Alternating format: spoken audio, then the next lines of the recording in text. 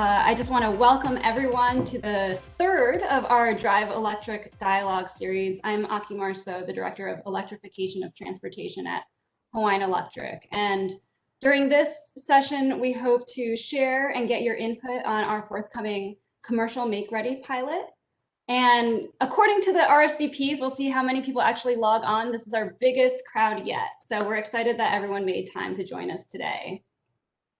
We've been able to bring together many of the leaders across the state to talk about transportation electrification, from the State Energy Office to the City and County of Honolulu Office of Climate Change, University of Hawaii, and Hawaii Energy. So we have a great lineup today. From a logistical perspective, there should be, we're on WebEx, and on the bottom right corner, there should be a Q&A section. And that's where you can send questions to our backend moderators. And there will be a time to ask questions during the Q&A session, which is after Susan Tai from Hawaii Energy's presentation. But first, we want to hear from you. So we've actually put a Mentimeter type of tool up. And so we'll share that on the screen right now. And we want to know kind of where you're coming from. What area of the country are you from? What areas of Hawaii are you from?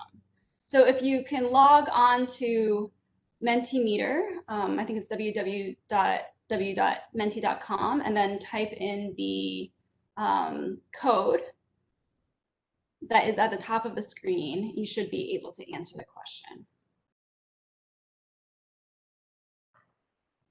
Some major repping from Honolulu, unsurprisingly. We have some Maui in the house. Oh, some folks from California, Raleigh, North Carolina. Wow. Bay Area. Well, it's great to see the reach. I'll talk while you are filling this in from all the way out east on the East Coast to here where I am in Honolulu, Hawaii. So thanks again for joining us from such diverse areas. It's been a really, really big year nationwide, obviously for many reasons other than electric transportation, but related specifically to electric transportation. We've seen $1.2 billion in approved utility investments focused on transportation just this year. And we're excited to see similar interest and traction here in Hawaii. And we have this great lineup because there are many pieces that will enable our transition to clean transportation. And the specific role that we play at Hawaiian Electric to enable this is through, one, public charging, so our public charging network. Two, EV specific rates. We just filed a commercial rate in September. And then, pending commission approval, a make-ready program. So, you're going to hear more about that soon. And then, of course, serving as a trusted advisor and an intuitive platform for our customers.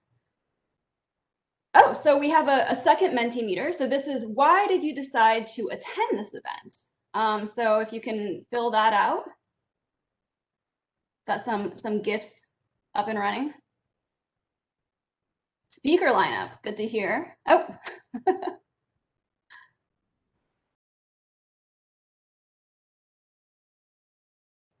I'm glad to see that there's actual make-ready participation interest and a curiosity for new knowledge. Some demanding bosses, they're smart. Okay, so I see some interest in learning new things and actual interest in participating in the Make Ready program. So that's great to hear. Thanks for sharing all of that. So with that, let's kick things off with a bang. I'm really excited to introduce Chris Junker from the Hawaii State Energy Office to share an exciting new initiative from the state. So with that, handing it over to you, Chris. All right, hi, I am Chris Junker from the Hawaii State Energy Office. I am the Managing Director of Resilience, Clean Transportation, and Analytics. And I'm here to talk to you about a multi-state medium and heavy duty MOU that the state of Hawaii signed on to earlier this year. And essentially the gist of the MOU is the 15 states plus the District of Columbia got together, and what they're targeting is 100% of medium and heavy duty sales be zero emission vehicles by 2050, with an interim target of 30% of medium and heavy duty sales being ZEVs by 2030. Essentially, in order to do that, the states are coming together to put together an action plan with strategies and programs that would be available hopefully at the sometime middle of next year. COVID, of course, has hit all of our schedules. But the states that have signed on are California, Connecticut, Colorado, Hawaii, Maine, Maryland, Massachusetts, New Jersey, New York, North Carolina, Oregon, Pennsylvania, Rhode Island, Vermont, and Washington, as well as Washington, D.C. And the states aren't necessarily, I mean, the states are important, but the important thing about the states is they represent 50% of the U.S. economy, as well as roughly 40% of the goods shipped by truck. So as we're starting to develop this action plan, Hawaii is a bit of a market taker as opposed to market maker. So being able to be a part of this group, one, we punch above our weight. So people like the things that we're doing and the progressive ideas that we have. And if we can embed some of the strategies and programs that we think work here for Hawaii and get them into that action plan on a national level, that can really help push those programs and nationally in the market, which then makes it more viable here for Hawaii, which is a tremendous opportunity. I insert this slide because I use this slide every time. It's one of my favorite. It just basically shows a little bit of why we're here. We're looking to decarbonize the economy. We have statutes going through basically in the 100% RPS, but also the net negative carbon economy by 2045.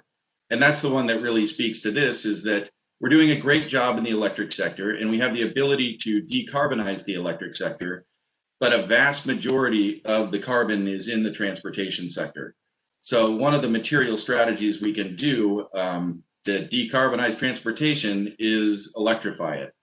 And while we're talking about electrification here, I also like to point this out, that it's not the silver bullet.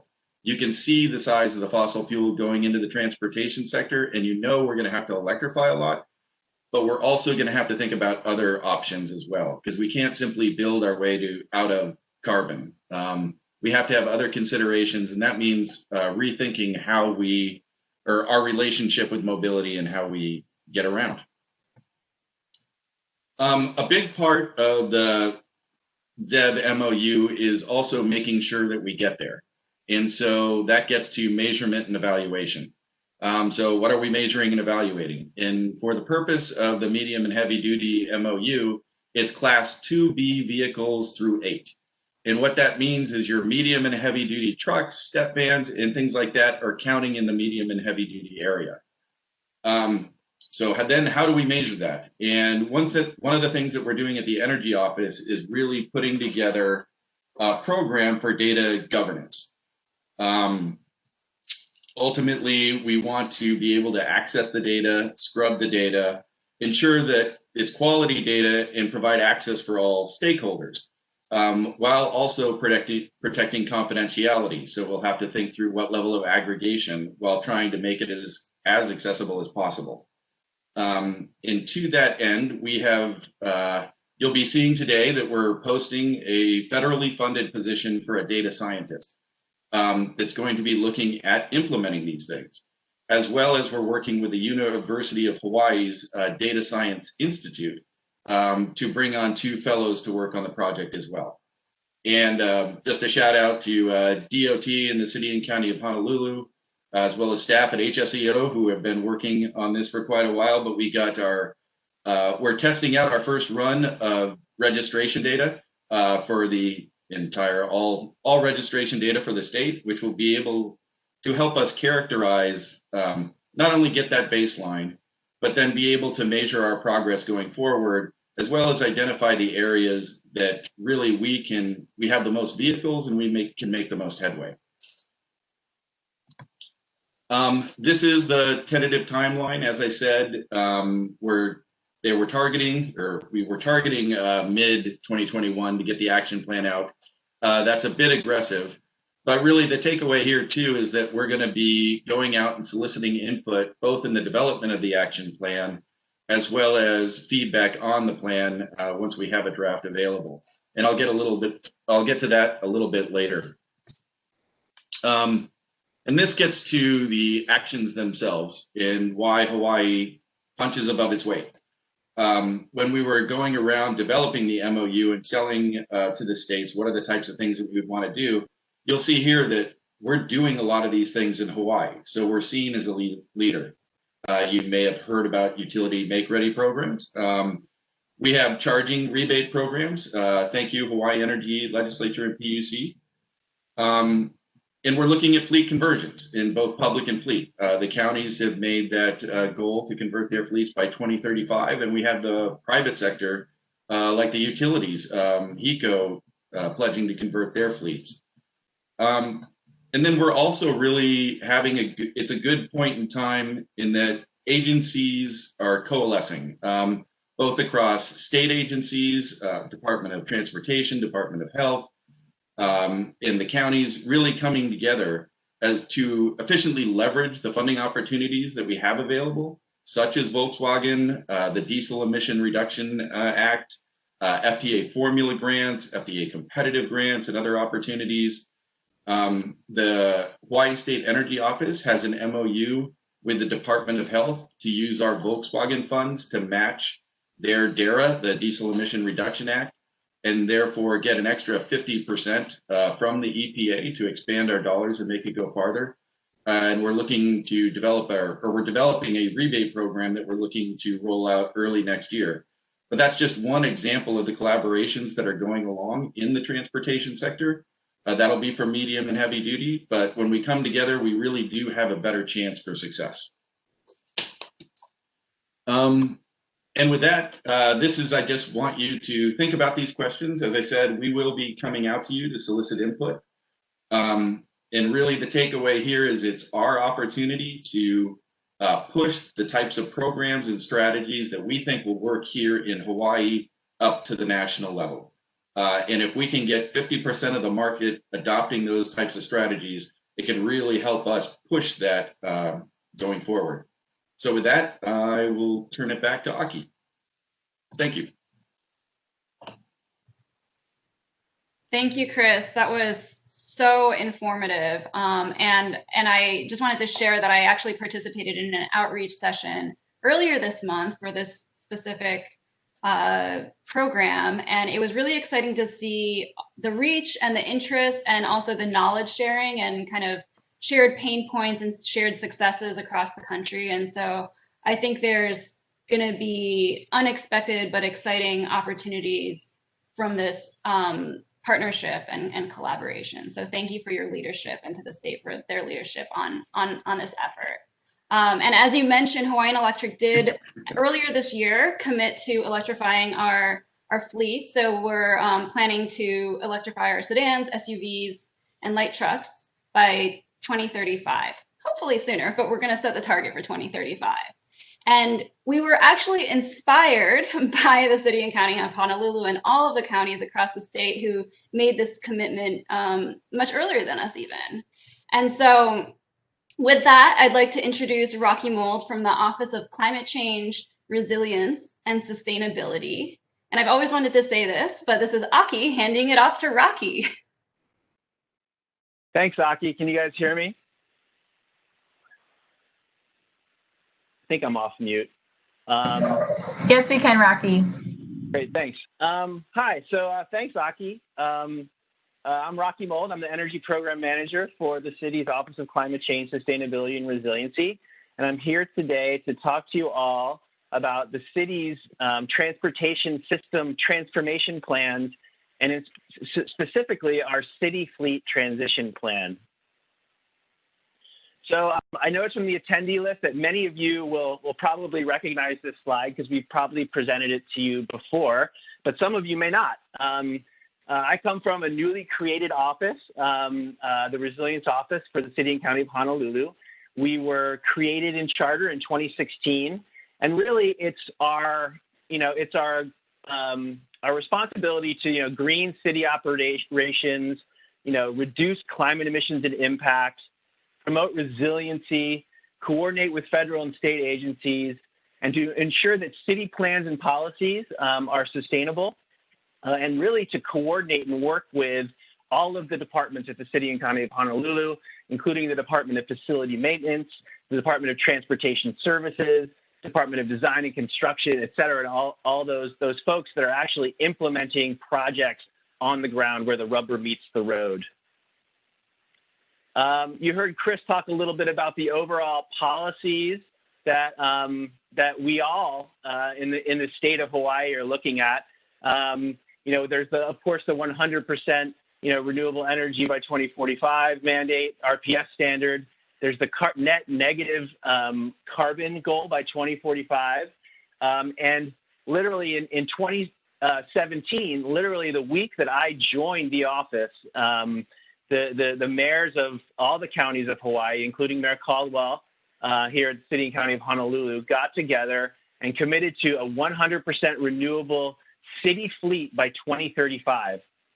We also committed to a 100% renewable ground transportation system statewide by 2045.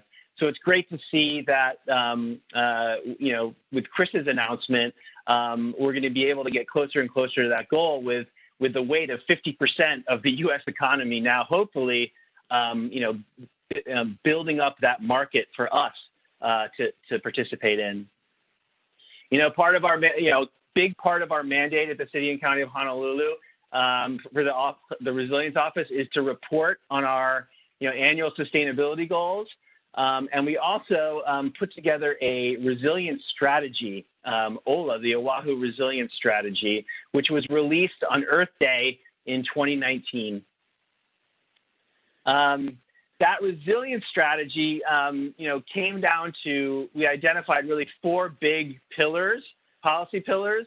And this one that we're going to talk about today is really the climate security, to mitigate carbon emissions and to adapt ourselves for a climate-ready future for the City and County of Honolulu. Should say that there was a very intensive stakeholder engagement process that identified these pillars from the community, and then took them and with the expert stakeholder working groups developed specific resilience actions to take to meet our resilience and sustainability goals. The transportation area really is in the climate security pillar, which I'll get more into.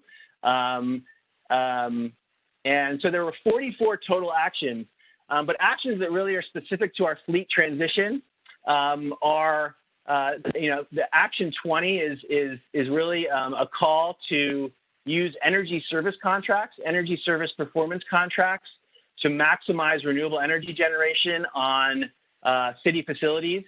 We recently awarded 2 investment-grade audit contracts to advance these goals for city facilities. One is targeting the 75 largest energy use city facilities with energy conservation measures, lighting, PV, battery storage, microgrids, et cetera. And the other is really focused on our Department of Parks and Recreation and going across all of our parks and doing energy and water savings. And the reason I talk about them here is we specifically scoped electric vehicle charging and fleet management and fleet vehicles in the eligible conservation measures that will come hopefully in these proposals that are forthcoming in the next few months from the energy companies. In addition, Resilience Action 24 is to expand electric vehicle charging island-wide. And on this, we've been really active. In addition to what I mentioned before, the energy service contracts having electric vehicle charging in them, we have essentially doubled our existing capacity by adding dual port chargers. Recently, we committed to adding a charger at the Kaimuki parking lot. We had an extra charger available, and we're going to add it there. And I know that HECO is also looking for a DC fast charging spot at the Kaimuki parking lot here, the city parking lot. And here, Action 27. This is really where we start to get into the rest of the conversation today. Action 27 was to transform the city's fleet to 100% renewable by 2035. If you remember, this was one of the mayor's goal that we announced a couple of years ago. And we've been really active here. On the city, bus fleet side, we recently got a federal low-no grant that we're going to be buying 3 electric buses, and we've installed electric vehicle chargers at our Middle Street facility, Middle Street bus yard.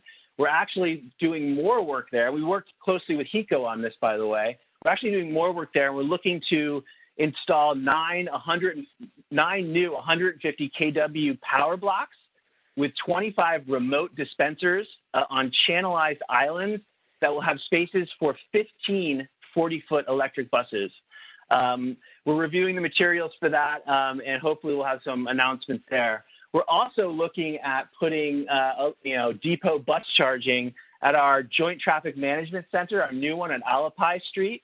And on that one, right now, I know that HECO is going to have to look for electrical capacity going to the manholes at South Street and Kapiolani Boulevard at some point to see what kind of circuits we have there to serve that.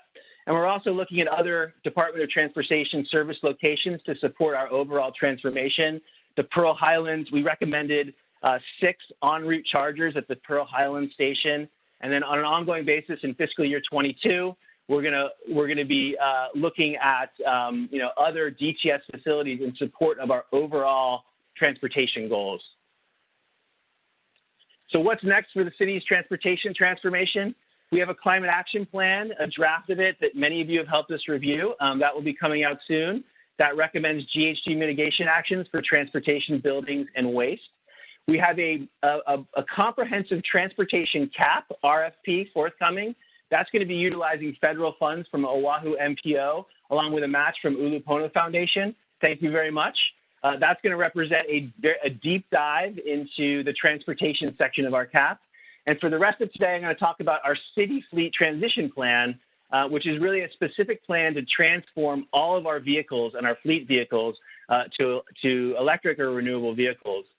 And today, on the phone on this call joining us is our consultant that we procured for this project. Scott Walsh from ICF International is on the phone, and he has graciously allowed me to share some of the initial slides that we have on our fleet transition. First of all, it's very important to note that this fleet transition plan is about getting our fleet vehicles, not including the bus, to all electric or renewable by 2035. It is a potential path to electrify our fleet. It's a model that's intended to inform departmental planning going forward.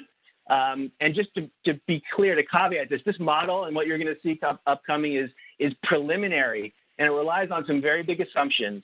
One is that there will be plenty of electric vehicles available in the time horizon that we're in, and that the capital costs for those EVs are going to come down sufficiently to allow for cost feasibility. And we're not taking into account mileage or charging constraints as yet. The model that you're about to see does not include a cost analysis, but it will. That's the next phase of this project. And we have not yet included fire or police, yet we are planning to do that. So what you see here is a breakdown of our fleet. It's an inventory and fleet characterization. And you'll notice a couple of things come out. One is that we have a lot of medium duty and heavy trucks, and that we're about 50-50 gasoline to diesel right now. And we have a ways to go on our electric vehicles. And what you have here from this is a really a look at an EV replacement cycle based on models available. This is not based on capital costs, but this shows a phased-in EV replacement cycle to achieve our goal by 2035. And what this shows is that we believe through this study that there will be models available based on our replacement cycles to be able to transform our fleet by 2035. And this is just another representation of that, which shows if you look at the green area, this is our replacement to EVs. This is the schedule that we'll have to hit in order to achieve that 2035 goal. And if you'll notice, there are also going to be, along the way, we're also going to be replacing internal combustion vehicles. We're not going to be able to do this all at once because of cost, but this gives a sort of idealized look at the kind of transition that we're going to be doing. So the next step for this are we will be interviewing fleet managers and drivers at the city and county over the next couple of weeks. And then we're going to take a look at electric vehicle infrastructure requirements and costs, and then ended up with a cost-benefit analysis to look at the economic feasibility and impact that this will have for city and county. So with that, thank you very much. I will stop sharing.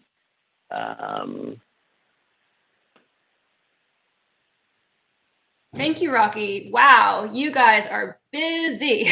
That's a lot going on. And it's just really exciting to see how you continue to kind of push the edge on what's possible and what we can imagine. So thank you for that. It sounds like with your fleet transition, there's a lot of opportunity for collaboration, and also your Action 24 focused on public charging. So we can offer public charging and you have public land. So that seems like a really nice collaboration opportunity. So I once heard that buying a car is more like getting a pet, like a puppy, than buying a refrigerator, because people really kind of need to identify with that vehicle. And I don't know if you all heard, but General Motors, GMC, just released their Hummer, their electric Hummer yesterday. And so depending on how you like to think about yourselves, you'll see that there's more and more types of vehicles out there in the market that are electric and that can serve your needs. And so speaking of EV driver characteristics, I'm really excited to introduce Sherilyn Hayashida from the University of Hawaii Public Policy Center. And she's done extensive research on EV driver characteristics at the local level.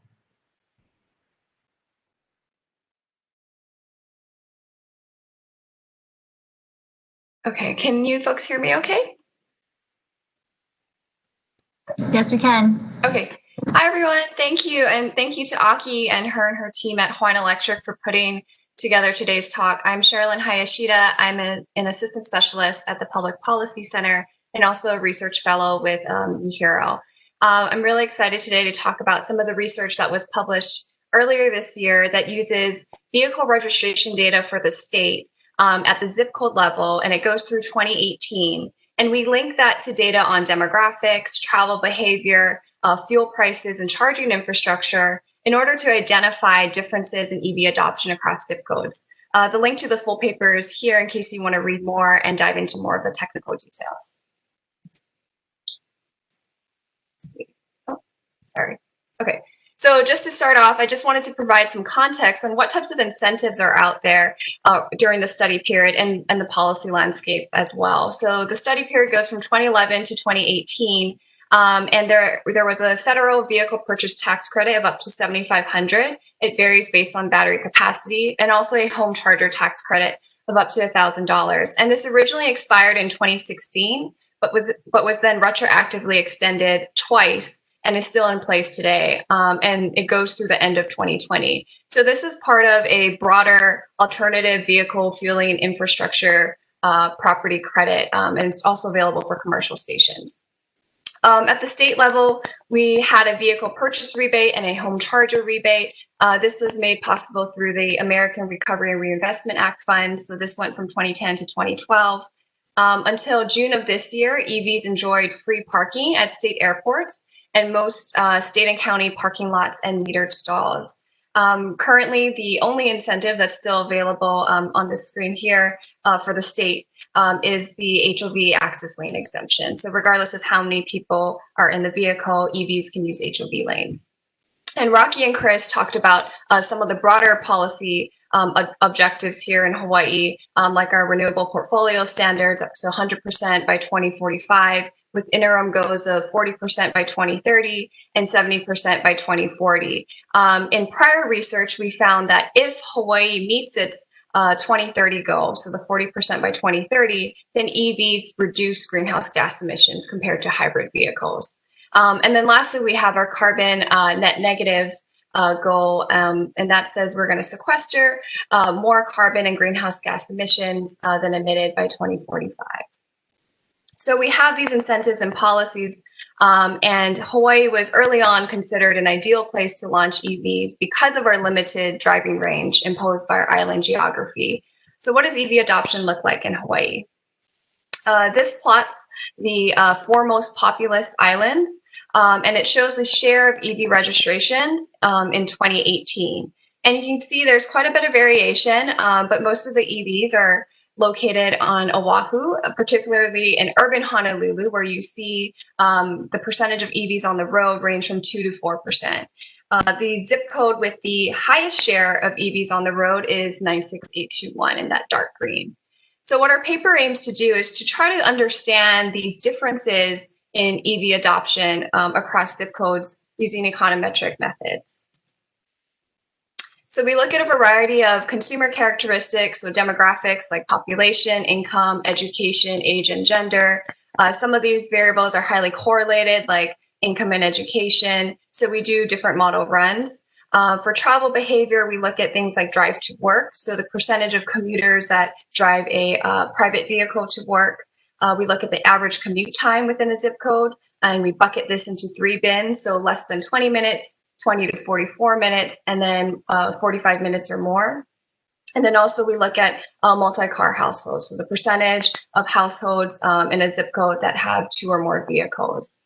In our model, we also include public charging infrastructure. So we separate this out between levels 1 and 2 and then level 3. And because charging infrastructure is likely endogenous, meaning that there's a feedback effect between the number of EVs and the number of charging stations, and they influence each other. We also do a sensitivity where we exclude charging stations from the model. And then lastly, we know that fuel prices are important to a consumer's decision to adopt an EV.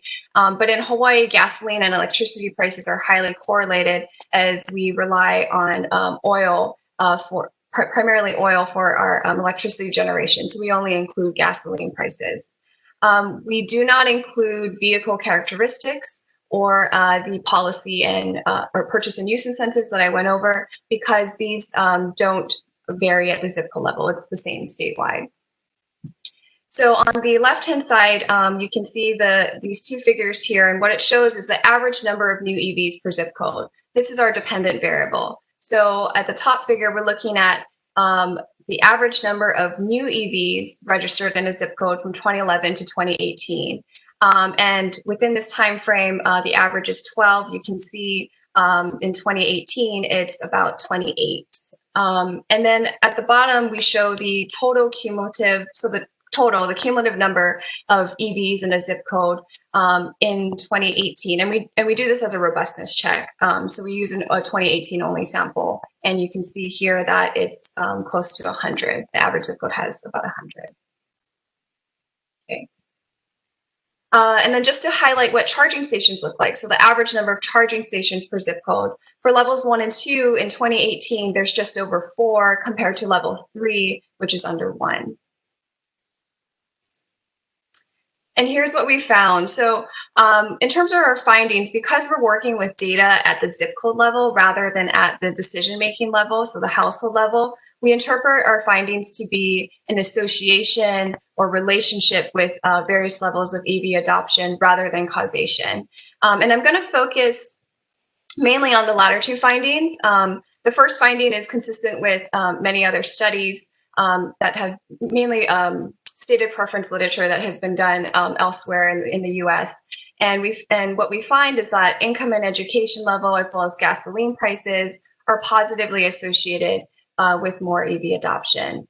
Now, what's really interesting is that we find trip duration is not linearly related to EV adoption. So what I mean by that is zip codes that have commute times that are medium length, so between 20 and 44 minutes. If we compare that to zip codes that have shorter commute lengths, so under 20 minutes, or longer commutes, 45 minutes or more, we see that those shorter and longer commute times for those zip codes actually are associated with lower levels of EV adoption.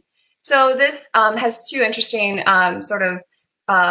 implications. Is that one, we're talking about an island, right?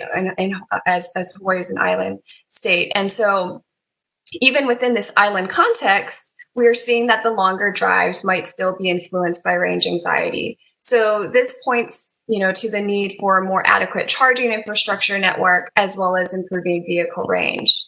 Now, the finding that shorter commutes are also associated with lower levels of EV adoption suggests that because the primary financial gain with driving an EV is fuel savings, these shorter drives might not merit the high upfront costs. And then our last finding is that public charging infrastructure is positively associated with EV adoption. And we broke it out by level 1 and 2 and level 3. And what we found was that the coefficient on level 3 had a magnitude that was nearly twice that of levels 1 and 2. So, this isn't a cost-benefit analysis, and we know that level 3 stations are considerably more costly, but our finding does support prior stated preference literature that says, charging time is important to a consumer's willingness to purchase an EV. Whether this finding holds into the future is sort of uncertain, particularly for those that can charge at home, because as the driving range of vehicles improve. From prior surveys and even the recent survey that we did for the Climate Action Plan here in Hawaii, most EV drivers tend to and prefer to charge at home. But one of the main objectives of public fast charging infrastructure is to reduce the barrier to adoption by those that don't have access to home charging infrastructure. So I think what's going to be really interesting is to explore some of the data around who's actually using the fast chargers here in Hawaii and when are they plugging in. So with that, thank you, and I look forward to the continued discussion.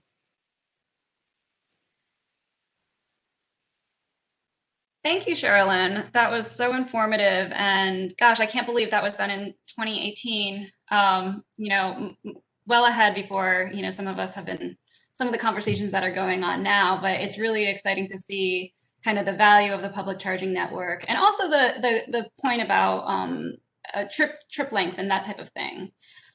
So we have a few questions coming in, but I'd love to see more. I kind of want to hear a little bit more about the type of questions that you guys have as you're listening to the panelists. So please feel free to use the Q&A box and just keep those questions flowing, because we'll have time to ask them later. But before we get to the make ready portion, I'm really excited to introduce Susan Tai from Hawaii Energy. And I'm not sure if you saw her op-ed in the Star Advertiser earlier this week, written in collaboration with Ulupono, but they are making terrific traction on deploying charger rebates. And so with that, handing it over to you, Susan. Awesome. Thank you, Aki. Go ahead and share screen. Okay. Wonderful. So I am Susan Tai, Manager of New Initiatives at Hawaii Energy. And thank you to Drive Electric Hawaii for inviting us to share about our EV charging station incentive programs and how we support commercial make readiness for charging infrastructure in Hawaii. As you might know, Hawaii Energy, we are the public benefits fee administrator in energy efficiency as selected by the Public Utilities Commission for Hawaii for territories served by the Hawaiian Electric family of companies. And so we support the state's commitment to achieve 100% clean energy by 2045 by providing a wide array of energy efficiency measures. Oh, sorry, there's a call coming in here. Measures and rebates, as well as technical assistance, in order to help local families and businesses make smart energy choices. So let's launch right into our incentive program. So thanks to State Representative Nicole Lowen and Senator Glenn Wakai and our legislature, They had actually passed through Act 142, and that provides $400,000 for EV charging station installations that would be completed between January 1 of 2020 and June 30 of 2021. And this, as you've heard from many of our speakers earlier, was to support exactly what Sherilyn was just talking about, reducing barriers to adoption of EVs by increasing the EV charging station infrastructure throughout Hawaii. The rebates are first come, first served as funding lasts for completed installations. And after those completed installations, applications can still be submitted within 12 months of that June 30, 2021 expiration. There is statewide eligibility, again, because this is funded by state taxpayer dollars. And so therefore, whereas Hawaii Energy did not work a lot with Kauai County before, we do now because they're eligible for these rebates as well. Eligibility really for workplace charging, multi-unit dwellings like condos or apartment complexes, general public charging, like at retailers, hotels, resorts, shopping centers, and also fleet charging.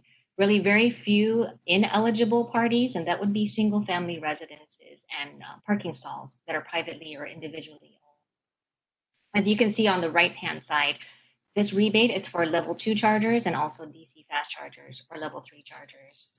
The different rebate levels there are for level 2, $4,500 for first-time installations, meaning that no previously existing stations, and then $3,000 rebate for retrofits to replace or upgrade previously existing stations on site. For DC fast chargers, that's $35,000 for first-time installs and $28,000 for retrofits. And this rebate is less other rebates and incentives applied towards that total project cost. We also have a bonus incentive for affordable housing developments, and that's because at Hawaii Energy, accessibility and affordability is important to us. So we created this bonus incentive for new and existing affordable housing developments that serve households making no more than 100% of the AMI, the area median income, as defined per county. Same program requirements as the rest of our program, except for that AMI requirement. Now, this bonus incentive is actually funded by the public benefits fee and not through Act 142. And so it would normally only serve, again, the territories served by Hawaiian Electric. But thanks to the generosity of Ulupono Initiative, they are funding this same affordable housing development bonus incentive for Kauai County. And they're also providing some funding to cover networking and maintenance fees for all islands. In this particular program, only level 2, so again, multi-port networked level 2 charging stations. It's $5,000 for a bonus rebate per station for existing affordable housing developments and $1,500 bonus rebate for new developments. Again, less any rebates and incentives that are applied to the total project cost, and DC fast chargers are not eligible. Because of the popularity of the program, actually, we've received a lot of calls, a lot of inquiries, and a fair number of applications that we've already paid out. So effective July 1 of this year, 2020, we actually implemented a limit on the number of rebates that applicants can receive through December 31 of 2020. And that is up to 6 level 2 stations per site, or up to 2 DC fast chargers per customer, but 1 per site. You can submit your application for review, and then once we review it, we would provide you with notification for a 4-month rebate reservation. But we really encourage you to, or anybody applying, please include your full project scope, because this limitation is up through December 31. Come January 1, depending on funds available, we'll take a look at the rest of your project. Should there be anything that had not been funded before, we'll reevaluate and see if we can provide rebates for that. Again, you have 4 months to complete your installation. And if you do not complete your installation within those 4 months, the reserve funding will be released back into the main pool, and then your application goes to the back of the approved application line. We have a great Clean Energy Allies program. So a list of qualified contractors who can assist with the installation of the charging stations. And we have over 40 of them that are listed for EV charging station support. And you can find those on our webpage. But also at any time, give us a call and we'll connect you with one of our energy advisors. So here's the kind of the meat of the information. The available funds of the $400,000 that was provided by the state legislature, we've already paid $128,500. out of that 4-month rebate reservation, we also have committed 108,500. That's 237,000 that's already committed or paid out. So currently, we have $163,000 still available with more projects coming in. We have a tracker on our webpage, as you can see, hawaiienergy.com/EV charging. We have a tracker there where you can see the percentage of remaining funds available. So definitely submit your applications ASAP to reserve the rebate funds. But to give you a sense of how much impact that we've made towards this make readiness or just the availability of infrastructure. So far out of that 128,500 paid out, as you can see here, 31 level 2 stations already implemented and 1 DC fast charger. You'll see the distribution: 2 on Kauai, 23 level 2s, 1 DC fast charger on Oahu. None yet, but we do have some coming from Maui, and then 6 level 2s on Hawaii County. You can see the type of customers too: banks, community colleges, meeting spaces, multi-unit dwellings, offices, retail, and resorts. Out of the committed 108,500, you can see now distribution throughout all 4 counties: 5 on Kauai, 1 level 2, 1 DC fast charger on Oahu. You can see 1 level 2 so far on Maui, and then 12 level 2s on Hawaii County. That means the potential remaining funds, 163,000. And again, you'll see the distribution of the type of customers. This time we have a farm on Kauai, fleet charging, resorts, retailers. But this is important to note. Out of the potential 163,000 remaining, what we have in the pipeline, meaning people who've contacted us inquiring about our program and saying that they're pretty sure that they're going to submit an application, that's right now over $314,000. And should we actually be able to approve all of that, that would actually bring us over the $400,000. So again, we really encourage people to submit their applications ASAP. But the great thing is that out of all the pipeline committed and paid out rebates, as you can see, the diversity of the type of customers, the type of charging, workplace, general public, multi-unit dwellings for their tenants. As you can see, so far we've deployed over 70 EV charging stations throughout the entire state, with more to come. For our webpage, you can check it out. Just wanted to point out a few things too, and at any time, obviously, give us a call at Hawaii Energy, but hawaiienergy.com/EV charging, and you'll see again that tally of available funding there. Last updated date on when those funds were updated, and then you'll see all the main program information, the updated program criteria, as I mentioned, and then also incentive application and program requirements, frequently asked questions, and how to find a contractor.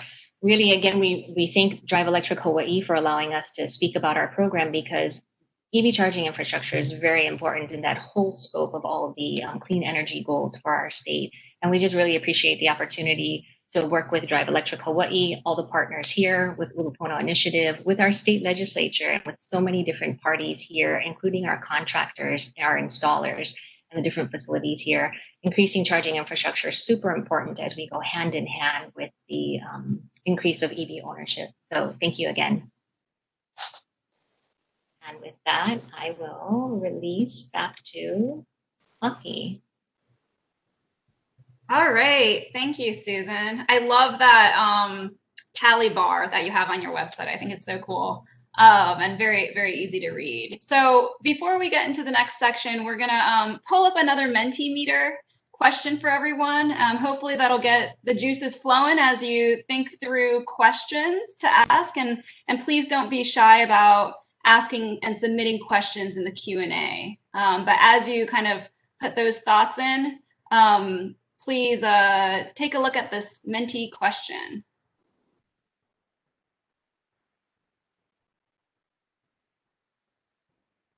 Oh, it looks like we have one as we get that rolled up.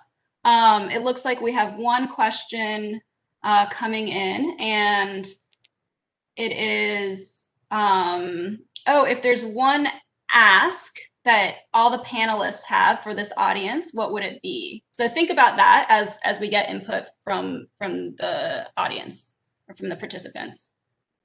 So the question on Menti is, what do you know about EVs? Are you an EV owner? Are you interested in EV, are you EV curious? Or I don't know, this is a little bit too far-fetched for me right now. Not convinced yet.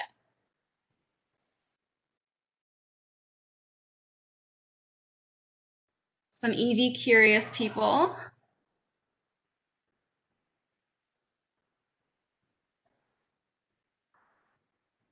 Okay. Some EV curious. EV owner, leaser. I love the curiosity though. I'm really glad that there's folks that may be on the edge, but want to learn more. Okay, we're seeing a 50-50. Not many people who are not sold on this idea yet, so that's good to hear. Okay. All right, so as we're getting some good questions in, so let's just take a moment as folks fill this out. So whoever wants to share, if there's one kind of ask that you have for all the participants, what would it be?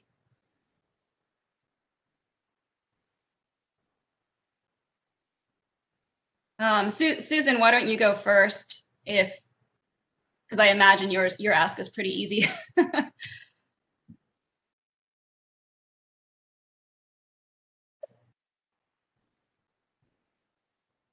Or Chris, I see Chris. I'm happy to go. I think one of the things is just if you have projects or ideas out there, make people aware. I think that one of the big things that we're facing right now, and all of us in coming together looking at projects, is trying to match funding with projects. A lot of times at the state, we have potential federal opportunities that come together, and there's all sorts of different sources.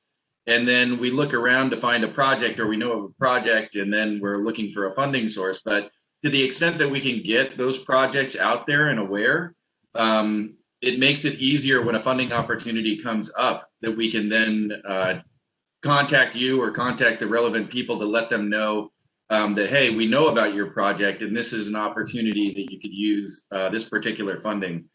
And just from a serendipity standpoint, we're looking at it from, I do not know what's going to happen at the federal level. We'll see what happens with the election. But if there is a stimulus package that comes forward, it likely could have a lot of things in clean transportation, and the ability to move quickly to access those funds would be really good. Some of them may be just formulaic to states and they want to get that money out there quickly. Others may be competitive, and the ability to be ready to take advantage of those opportunities would really help us all. Thanks, Chris. Yeah, so please don't be shy. And how does one, I'm just kind of playing off of what you said, how does one let you or the world know that a project is going on? Is there an easy way to do that? Or, I don't know, do you have thoughts on that? Just the one thing, like I said, we'll be coming out, we'll be soliciting input for the medium and heavy duty MOU. And then, this is one of the things that I think all the stakeholders have discussed in Drive Electric Hawaii and other places, is how do we create that kind of community awareness of those types of projects. I don't have a ready answer for you, but I just know that, there's a number of different channels, a number of different organizations. And if you do have the chance, spread the word about your project. Okay, that sounds good. And that sounds like a good kind of some good homework for all of us to think about. How do people let us know about their projects? And then Susan, I saw that you had a response to this particular question as well. Yeah, thank you. And actually, maybe this is partly addressing Chris too. Definitely, because this funding for the EV charging station incentive program will be expiring June 30, 2021. Of course, we would love to see more funding coming down the pike to help with charging infrastructure. But again, also just for this program alone, if any questions out there, because they're gradually and now more quickly picking up, contact us directly if you have any questions about your projects, because the funding, as you can see, is really going now. And especially with the article that you mentioned that just came out in the Star Advertiser, definitely contact us at any time. But if we can find more funding and maybe I can connect up with Chris and the rest of our partnership, that would be awesome. Sounds good. I love the clear and crisp ask. And I'm hearing that there's a sense of urgency. So, act now. if you can. And then we got a great question from one of our participants, and it is, how do you envision rental car companies transitioning to electric? And so I'm curious, maybe Chris, that might be a good one for you as a starter, or Rocky, if you have some thoughts on that as well from the research that you've done. Yes, this is always, or I can hand it over to Rocky, but since I got going there first, I'm going to go. This is one of the things that I think that we'll need some, leading by example. The rental car community, it's a difficult nut to crack because you need the charging available for the rental car companies to have, the investment to bring the cars here and then have people rent them and be able to access them. So, one of the things is just making sure that we have the networks there. And then also, to the extent possible, getting fast charging at locations that are convenient to where the vehicles are actually held by the rental car company. So, depending upon the island, that'll be a different location. But I think that's one of the biggest barriers is the charging infrastructure for them. And then also, essentially having the anchor tenant, like the states or the counties or the large companies, having an EV rental policy of renting first can help provide that base amount of EV rentals that then can help expand into the tourist market when it comes through. I would second everything Chris says there. Absolutely, that's needed. And I would just add that I think another responsibility for public policymakers is to provide other options for tourists to travel rather than rent a car. If someone's interested in this from a commercial standpoint, I think we just have to offer more options for residents and visitors to our island to get around in a clean and sustainable manner, whether it's walking, whether it's on mass transit, whether it's how you organize land use and zoning decisions and these kinds of things. So it's a really comprehensive. The rental companies need to be part of this comprehensive look at transforming our entire transportation system. Absolutely, I would totally second that. And it's been exciting to see, while they're not here today, the folks at Hui Car Share deploying their car share system in a really creative and user-friendly way as well, on top of what you just shared. So that's going to close the Q&A. But if you have questions, feel free to keep sending them to us. We really like the input. But I'm really excited. We've been working on this commercial Make Ready program for quite a while now. And here we have Michael Colon from our team to share somewhat of a wireframe in terms of what we're thinking about. And so as he speaks, again, please feel free to send us your questions and we'll collect those because we really, really want your input as well as we design this program. So with that, I'll kick it over to you, Michael. Great, thank you. Good morning. My name is Michael Colon. I'm the Manager of Policy and Program Development at Hawaiian Electric. Thank you everyone for your fantastic panel presentations, lots of great ideas, great movement, great thought, and I like to see the direction that this is all going.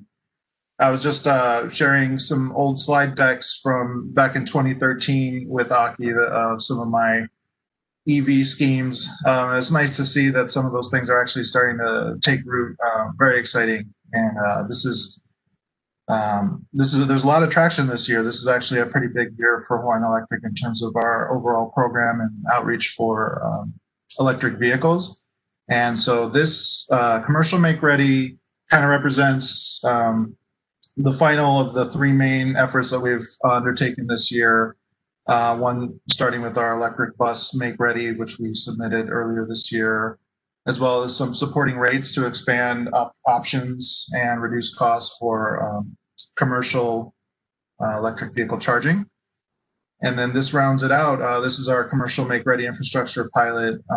And so it'll look very familiar to what we did with the electric bus. But the reason that we wanted to pursue charging infrastructure make ready such as this is really because the demand is growing and significant. We have two kind of background level studies or evaluations that we rely on. The main one is our backbone study, which we also presented on our previous Drive Electric dialogue. It was a study that was conducted last year, and it projected electric vehicle charging need for light duty vehicles for 2025 and 2030. And we were looking in the private universe, so private charging need and then public charging need. And that's the chart you see on the right. And this chart is, obviously, it's a bit of an eye test, but it's a 2025 universe results. And the main takeaway there is that we're projecting that there's a significant amount of level 2 charging need just starting in 2025. And this is over and above what we have currently.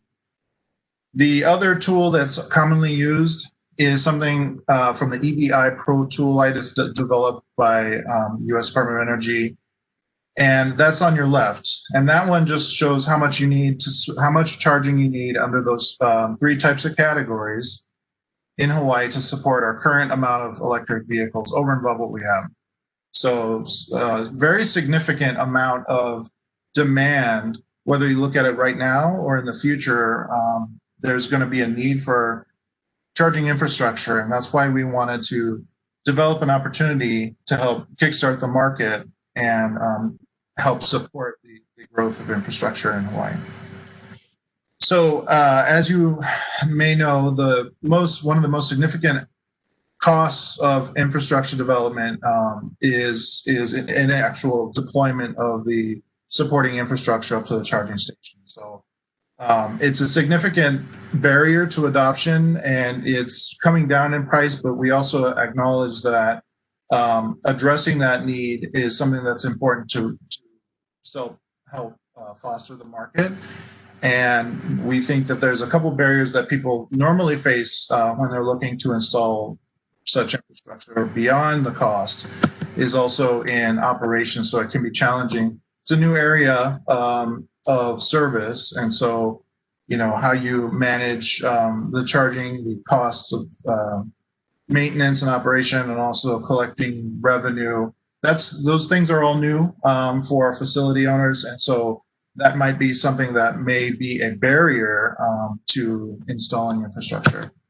And then finally, there's a technical aspect. It's electricity equipment, and so that infrastructure and building that out and support and maintenance and ongoing use of that is also something that some site hosts may or may not have prior experience with, and that may lead to some hesitancy in wanting to deploy this infrastructure. That's where we think Hawaiian Electric, among others, have a role to play. We can help with this program, but also in the development of rates, help mitigate some of those costs in the infrastructure deployment. Hawaiian Electric has electrical expertise. We're in the business of making and transmitting electricity. And so, we can leverage some of that experience to help bring a better customer experience. Very important here is also the incentivization of use of renewable energy. So we have a tremendous amount of renewable energy production during the day, and we would be remiss if we didn't look for ways to incentivize and maximize that engagement. So we can primarily do this through rates. Rate design is designed to incentivize people to charge when our electricity renewable generation is at its highest, so generally during the day. And we price it so that more people can take a greater advantage of that during the day and save more money that way. And this is really designed primarily to help accelerate EV adoption, to facilitate that needed transformation to cleaner economy and cleaner transportation in our state. So I'm throwing around this word make ready for those of you who aren't familiar with that, what that means. On this graphic here, it's essentially everything except for the gray charging station icons. We typically, the business ends for the utility right at that dotted line. So our concern and our costs usually is from the meter backwards. In a make-ready concept, the company would be proposing to install, own, and operate all the infrastructure up until the charge station itself, which again can be a significant cost in the deployment of infrastructure. This approach has been done in many different states with a fair amount of success. It's well received because this does help provide some expertise and kind of partnership with site hosts as they're looking to deploy this infrastructure, mitigate the costs, kind of make the business case that they can do this, and then let the market kind of build upon that once they can see that this is something that's viable and can save money down the road. So when we were looking at designing this commercial make-ready pilot, we thought we wanted to make sure that we're addressing as many potential customer types as possible with the pilot effort. Essentially, we want to make sure that we can reach a broad swath of potential use cases, and that'll give us good data and insight into kind of the level of receptivity to electrification in general, but also potentially reach some of those harder to access markets that may be more on the fence. And of course, all of this is kind of overlaid with COVID, and we do recognize that circumstances are a little bit different now. But the idea is that we start the ball rolling now with these conversations, start putting these things in place. When we emerge from COVID, we'll be that much more further along, and we'll be ready to maximize and take advantage of that growth period. So essentially, there's four main customer types that we're looking to participate with. Number one is multi-unit dwelling owners and managers. So that's condos, apartments, townhomes who are looking to install charging infrastructure for their tenants. The next are charging hub operators. So more and more you're seeing, especially on the mainland, you're seeing charging hubs being developed where multiple charge stations are at one location, kind of similar to a gas station. Those have unique characteristics, and we would really like to start seeing some of those coming to Hawaii. So we're looking to potentially partner with some of those types of providers. And then businesses with workplace charging. So there's a fantastic nexus with our solar renewable energy production that's taking place during the day. Of course, in a normal non-COVID situation, when people drive to work and park their vehicles, the vast majority of people park and leave their cars during the day. It'll be a perfect time to charge and take advantage of that renewable energy. So we're hoping to find ways to partner with workplaces that would be willing to support that charging. And then finally, it's kind of one of the same businesses that offer customer charging and also public charging by third parties. So meaning non-utility public charging. Really, if you look back at the initial slides showing demand, there was the private universe of charging and then also this public. And public is a little bit harder just because, it's in competition with a lot of different uses. But we think that, as Sherilyn had mentioned too, we really believe that you put more highly visible charging in public, and that will help foster and grow the market and lower barriers to adoption. So getting kind of to the details of the pilot phase that we're conceiving now, and again, this is still in a concept phase. So, part of the effort here is to garner some feedback and spur further discussion as we continue to refine and develop this. But at a high level, we're looking to submit this by the end of this year, request with the Public Utilities Commission to develop and deploy make-ready infrastructure for light-duty vehicle charging. We're looking to deploy 192 charging ports with 4 to 6 ports per site. And when you divide that 192 by 6, you get an estimated 32 customer sites. And we'd be deploying, assuming we get approval around the middle of next year, then we'll be designing and deploying between the 2022 and 2024 time period. And some of the, there's a lot of objectives with this, kind of, the ultimate high level, but there's a lot of kind of more distinct objectives. And one of the primary one that we wanted to start with is just Hawaiian Electric learning how to provide this type of service. We've done public charging for 7 years, but Make Ready is a slightly different animal, and there may be different considerations, but also just understanding and engaging with customers at this level of detail would require some learning. So that's one of the things one of the main takeaways from our pilot. But in addition, there's also a lot of great takeaways that we can garner from this, from charging behaviors such as, charge durations and load profiles to pilot implementation outcomes, total cost. So these are all estimates on how things will actually cost, but in real life, once we start doing it, we can learn a lot from that. And then also, a number of sites actually deployed how effective we were in being able to achieve those targets and goals. So that's, kind of it at a high level right now.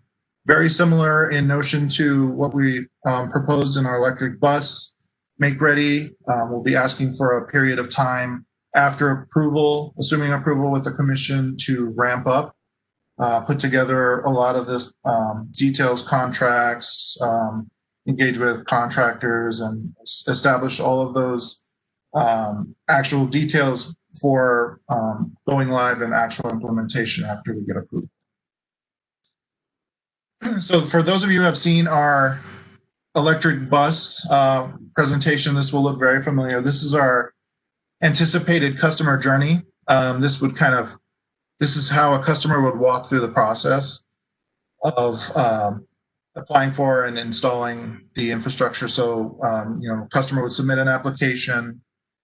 We would conduct a site assessment and create an initial design, reserve the funding, do some pre-construction documentation. This is where the customer would provide proof of their charger procurement. And then we would proceed into designing and building the infrastructure, and the customer would install their charger. We would commission that charger. Then it kind of transitions out of the construction phase into the data verification, where you can use that charger. Customers will use that charger, and we'll just collect and verify the data. For the period of we're anticipating a 3-year pilot period with ongoing data collection thereafter.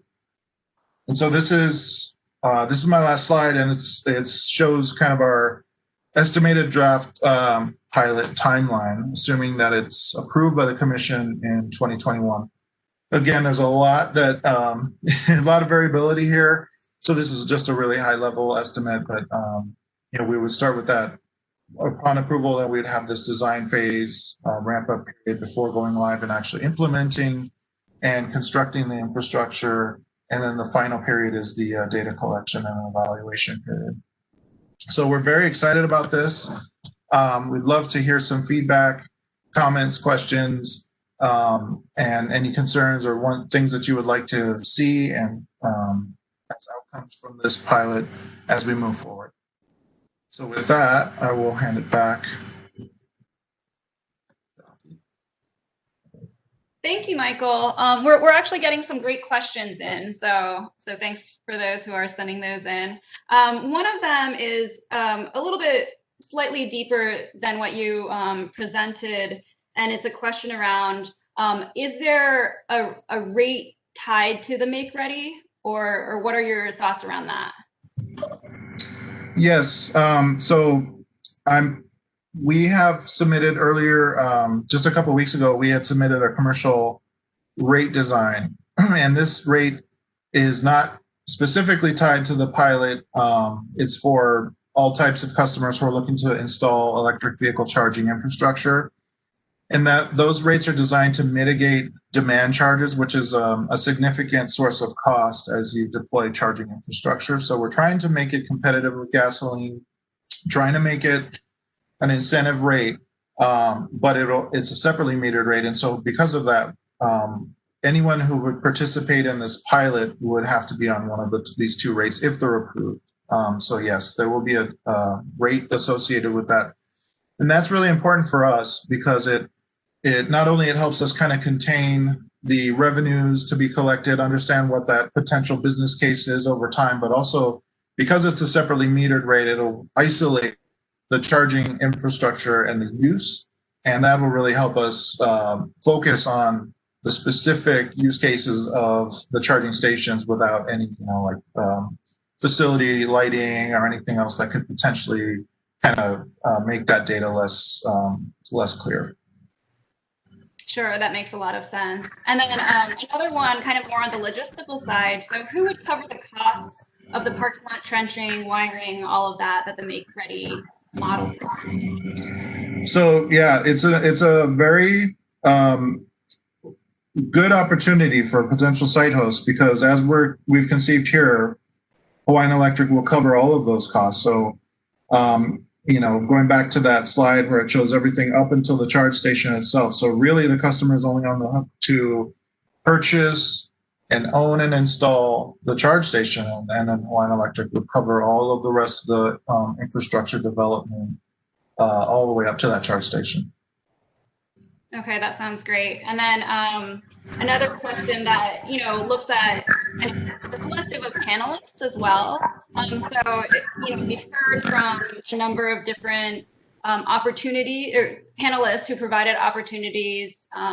There's the VW settlement funding, the rebates, that type of thing. Are these two initiatives mutually exclusive, or are they complementary with each other? Can you speak about how they might kind of interact or engage?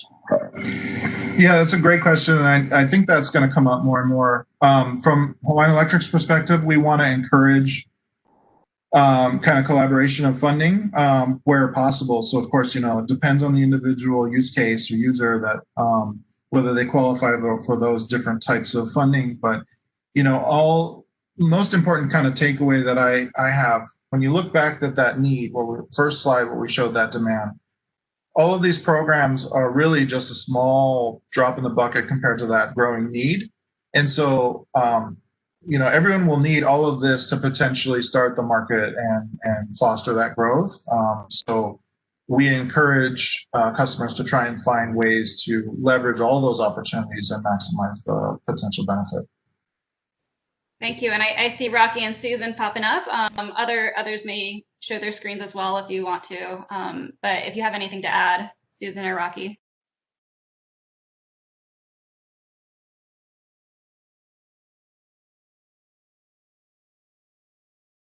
I would just say, it's going to be a multifaceted, organizational partnership that we're going to have among all, entities that have not necessarily partnered before, to come up with, the roles and responsibilities, the dividing lines, the jurisdictions for all of the investment and, sharing of risk and cost that's going to need to occur to achieve these very ambitious and I would say urgent priorities of decarbonizing our transportation system. I'm going to second or third that because the partnerships that we've had so far has been really instrumental in moving ahead some of our initiatives together. And so definitely public-private partnerships as well as different research. I mean, the information that Sherilyn presented, although I've seen her report before, it was just kind of a good refresher to kind of see kind of trends and behavior modification, right? Informing behavior modification and how we can kind of pull together all these different parties that will, no pun intended, right? But fill these different seats on the bus, right? To make sure that we can have like different representation. And one of the great things too, as Hawaii Energy joined the Drive Electric group, right, was to see like the strength of all these different organizations. And then to have like one central organization, right, as Drive Electric or whoever that role will be dependent on what that project is, to have a driver of a project, to keep that momentum going, to, bring in legislators, to inform them, bring in the private sector. I mean, that's been really crucial to kind of gaining some greater momentum in the whole EOT sector. Well said. And what Susan's referring to, and you can see the logo behind Michael, is Drive Electric Hawaii, which is a coalition. We're going into our 5th year soon of different entities from the public, private, nonprofit sector that are committed to advancing electric transportation across the state. So, well, with that, we're going to pull up one last Menti poll, and then I'll just provide some closing remarks. So we keep wanting to get input from you. So thank you for sharing it. We got a lot on the past Menti polls. Let's see how we can scroll.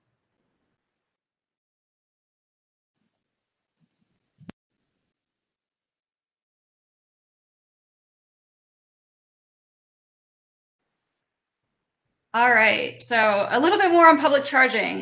Where do you want to see more public charging? MUDs, workplaces, shopping centers, public parks and beaches, fast charging hubs.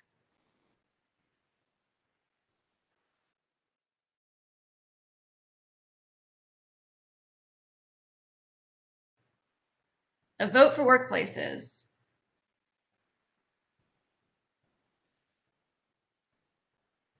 Nice. Some interest in fast charging hubs. It looks like those are going to be on the way relatively soon.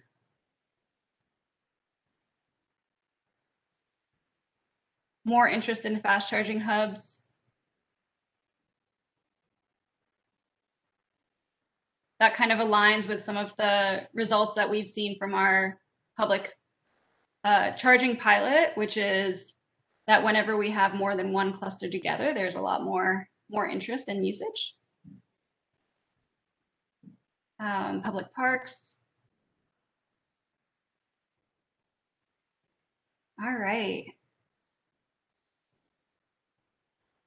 Okay, well, I think, you know, this is the closing of this particular webinar, and I am really grateful for everyone for taking time out of your day to join us today. I've certainly learned a lot, and it's been a really lively discussion, and we'll take what we heard from you folks back to the drawing board as we start to kind of finalize the details of our Make Ready program. I'd also love it if you could, you know, we can't see you, but if you could kind of give some snaps to my colleagues, Junshi and Lisa Young, who have been working relentlessly in the background, behind the scenes, making this happen. So this wouldn't have been possible without them. And then we're accelerating into Q4 of 2020, and we're hoping for a very lively and active 2021. So please keep your eyes peeled for updates on our filings. We have a few in the queue right now, and one, as Michael mentioned, that we're filing by the end of the year. And to those who have already submitted letters of support, thank you so much. It's really great to hear from you and how we can collectively work together. Thank you so much for those. And you'll be receiving a follow-up survey where we love to hear kind of your thoughts on how this went, and also we're going to be collecting some information on behalf of our other panelists as well. So please keep your eyes peeled for that survey. Please fill it out if you can. The more information we have, the easier it is for us to move forward in a direction that's aligned with everyone. And thank you, and mahalo.